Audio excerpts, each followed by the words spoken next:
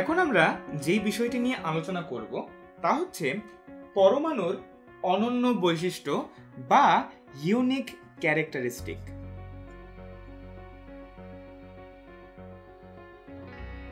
অর্থাৎ পরমাণুর এমন কোন বৈশিষ্ট্য আছে যা কোনো একটি মৌলের জন্য অনন্য। অর্থাৎ কোনো একটি মৌলের জন্য কি এমন আছে যেটি ওই মৌলের যে কোনো পরমাণুর ক্ষেত্রে সবসময় সত্য হবে, অর্থাৎ কখনোই সেই বিষয়টি চেঞ্জ হবে না। আমরা সেই বিষয়টি বোঝার চেষ্টা করব। অর্থাৎ পরমাণুর অনন্য বৈশিষ্ট্য আসলে কি। এখন আমরা ইতোমধ্যেই দেখে এসেছি পরমাণুর তিনটি কণিকা আছে, একটি হচ্ছে ইলেকট্রন, আরেকটি প্রোটন, আরেকটি হচ্ছে নিউট্রন। এর মধ্যে প্রোটন এবং নিউট্রন তারা পরমাণুর কেন্দ্রে থাকে, যে কেন্দ্রকে আমরা বলবো নিউক্লিয়াস। আমরা পরবর্তীতে এই বিষয় নিয়ে আরো আলোচনা করব। এবং এই কেন্দ্রের চারপাশে অনবরত ঘুরতে থাকে ইলেকট্রন, অর্থাৎ কক্ষপথে ঘূর্ণায়মান অবস্থায় আছে ইলেকট্রন। এবং নিউক্লিয়াসে যে বিষয়টি থাকে সেটি হচ্ছে প্রোটন এবং নিউট্রন। এদের মধ্যে অর্থাৎ ইলেকট্রন, প্রোটন, নিউট্রনের মধ্যে এমন কি আছে যা কোনো একটি মৌলের জন্য সবসময়ই সত্য, অর্থাৎ সেই মৌলের জন্য সেটি একটি ইউনিক ক্যারেক্টারিস্টিক, অর্থাৎ ওইটি দেখে আমি বুঝতে পারবো এটি হচ্ছে এই মৌল। সেটি হচ্ছে নিউক্লিয়াসে অবস্থানকারী মৌলের পরমাণুর প্রোটন সংখ্যা।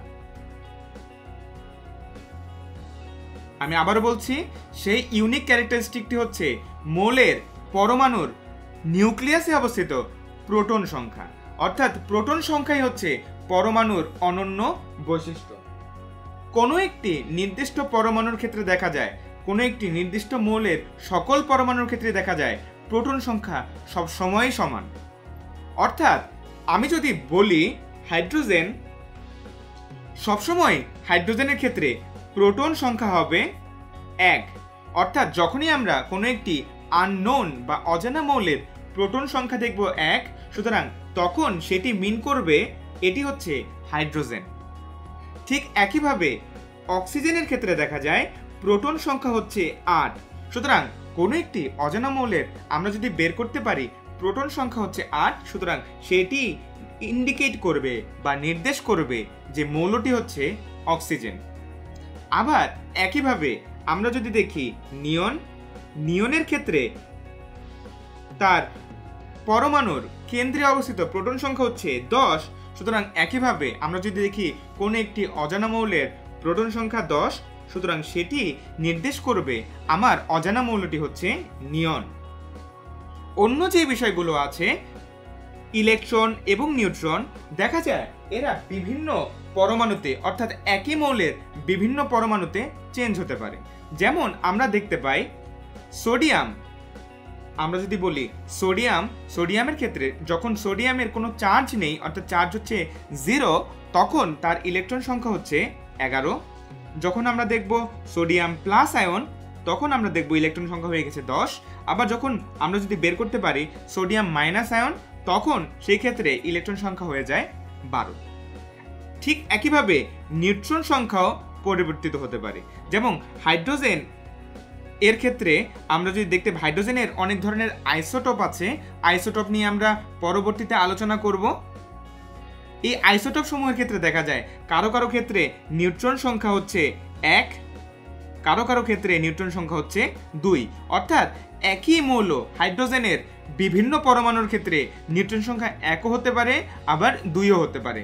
অর্থাৎ নিউট্রন সংখ্যাও চেঞ্জ হতে পারে, ইলেকট্রন সংখ্যাও চেঞ্জ হতে পারে। শুধুমাত্র যেই সংখ্যাটি পরিবর্তিত হয় না সেটি হচ্ছে প্রোটন সংখ্যা।